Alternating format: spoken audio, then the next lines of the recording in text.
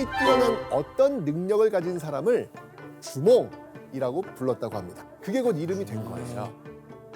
그렇다면 부여의 속어에 어떤 능력을 가진 사람을 주몽이라고 불렀을까요?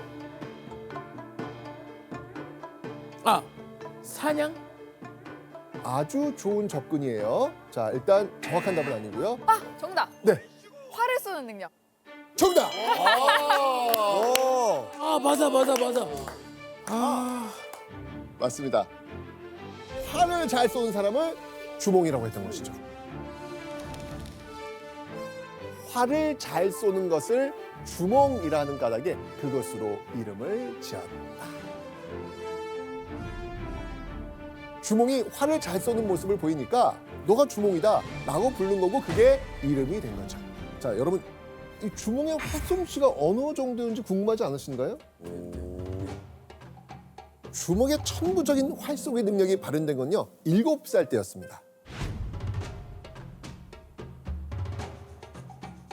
어느 날부터 주몽이 잠에 들려고 하다가 깨고 또 잠들려다 깨는 일이 계속됩니다. 주몽을 잠 못 들게 하는 것의 정체 무엇이었을까요? 잘못되는 진지? 뭐지? 바로 파리였습니다. 네, 윙윙 날아다니는 파리였습니다. 아, 자려고 하면 막 이 눈꺼풀에 달라붙으니까 이대로는 안 되겠다 싶어가지고 작정하고요. 어머니 유아에게 뭔가를 부탁합니다. 어머니, 파리떼가 눈을 물어 잘 수가 없습니다. 저에게 활과 화살을 만들어 주십시오. 유아는 바로 주몽에게 활과 화살을 만들어 줍니다. 주몽은요 활을 몇 번 가지고 놀더니 활을 쏩니다. 그러자 파리들이 툭툭 주몽이 방안 물레 위에 앉아 쉬던 파리들을 정확히 맞춘 겁니다. 와. 아, 대박이다. 자, 그로부터 몇 년 후 10대 후반이 된 주몽. 뛰어난 활솜씨를 갖고 부여에서 어떤 일을 했을까요?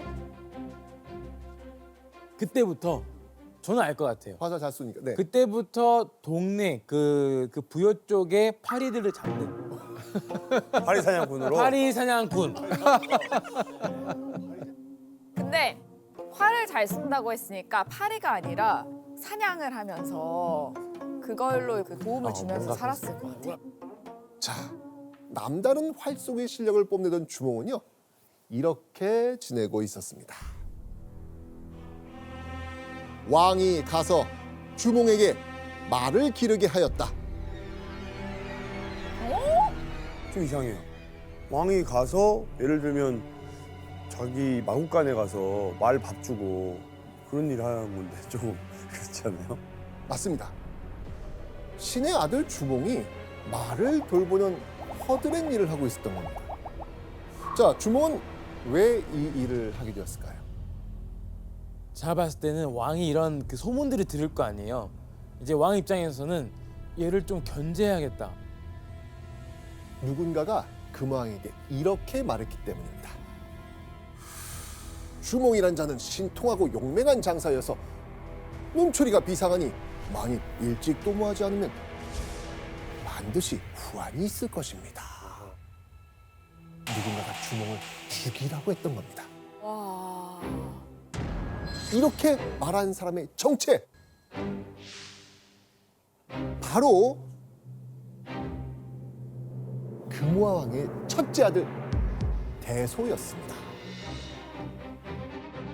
제가 아무런 힘도 없는데 왜 저 죽이려 하십니까? 내가 왜 너를 죽이려 하는지 모른다 했니? 대소의 생각 왜 그런지 여러분들 아시겠죠? 활도 잘 쏘고 신의 혈통이라 소문난 주몽을 보고는 대소는 아마 질투와 경계심이 불쑥불쑥 솟아났을 겁니다. 그렇게 아들 대소로부터 주몽에 대한 이야기를 들은 금왕은요 고민 끝에 주몽을 죽이진 않고 어디로 보냈다? 마국간. 마국간. 마국간으로 보내버린 거예요.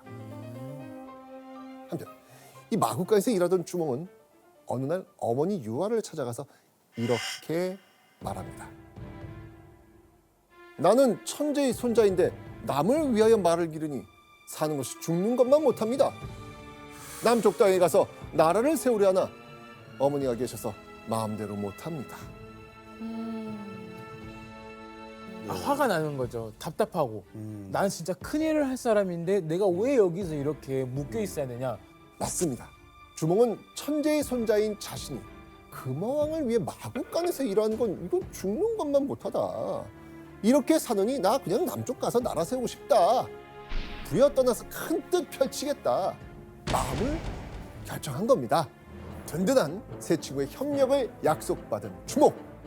이때 주몽의 나이는 20대 초반.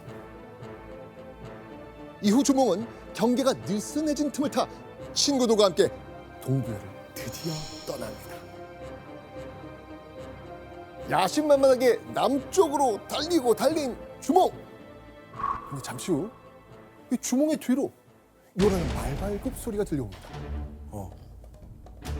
바로 금화왕과 대소가 보낸 군사들이었습니다. 숙소 궁 안팎을 모두 뒤졌으나 보이지 않습니다. 빨리 군사를 동원하라. 내가 놈들을 추격할 것이다.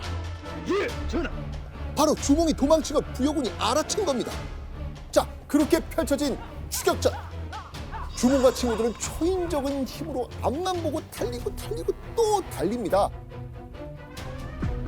그런데 바짝 거리가 좁혀지려고 하는 순간 주몽과 세 친구는 달리던 말을 멈춰 세웁니다. 바로 이겁니다. 길을 막는 거대한 강. 끝도 없이 길고 긴 강은 맨몸으로 뛰어들기엔 목숨이 위험한 상황이었습니다. 근데 바로 그때 주몽에게 정말 미스테리한 일이 벌어집니다. 주몽과 친구들이 무사히 강을 건너게 된 거예요. 나는 천재의 손자요 하백의 외손인데 지금 난을 피하여 여기에 이르렀으니 황천과 후토는 나 고자를 불쌍히 여기시어 속히 해와 다리를 주소서. 그러니까 신들의 손자인 자신이 난을 피해 강에 이르렀는데 위기에 처했다. 하늘과 땅의 신에게 외친 겁니다. 오. 그러면서 주몽은 가지고 있던 활을 높이 들었다가 간절함을 담아 탁 내리치죠. 그러자 강 속의 물고기와 자라떼가 나타나 다리를 만들어줬고요. 주몽은 무사히 도망칠 수 있었습니다. 그야말로 주몽의 신성성을 보여주는 또 다른 장면이었죠. 주몽과 세 친구는요, 도읍지에 적합한 땅을 찾기 위해 남쪽으로 계속 달려갑니다. 말을 타고 몇 날 며칠을 달리던 주몽이 드디어 어느 땅에 이르러 말을 멈춥니다. 이곳이다. 주몽이 나라를 세우기에 적합한 땅을 찾은 겁니다. 올려.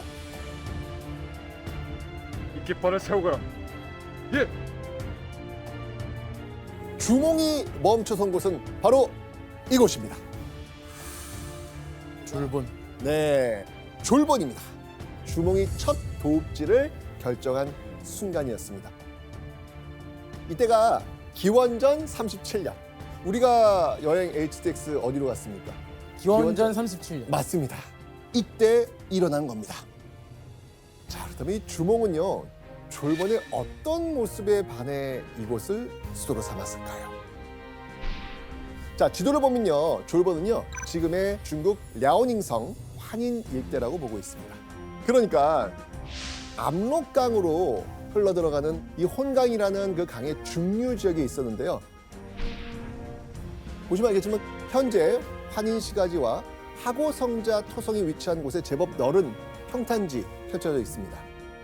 삼국사기에서는 이곳을 기름지고 아름다우며 산하가 험하고 견고한 땅이었다라고 표현을 했습니다. 물과 평지가 있으니까 사람이 살기 좋을 거 아닙니까? 그죠? 그리고 그곳엔 주몽이 쌓았다고 알려진 성이 아직도 남아 있습니다. 아직 남아 있어요? 예, 한번 보시죠.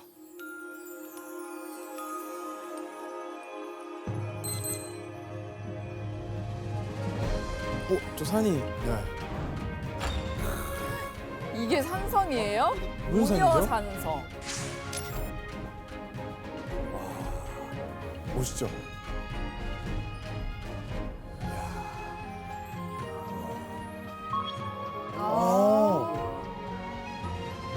보시면 올라가는 길이 상당히 험해서요. 외부의 침략을 효과적으로 막아낼 수 있는 곳이었죠. 자, 현재 환인시에 있는 오녀산성입니다. 하늘과 맞닿을 것 같이 솟은 오녀산성. 천혜의 요새였던 이곳은요. 바로 고구려의 첫 왕성이었습니다. 그렇게 졸본의 도읍지를 정한 주몽은요. 건국에 박차를 가합니다. 그리고 자신을 따르는 사람들 앞에서 이런 결정을 내리죠. 나라 이름을 고구려라 하였는데 이로 인하여 고를 성씨로 삼았다. 삼국사기에 따르면 주몽은 한자 높을 고자를 써서 고씨를 성으로 삼았다고 합니다.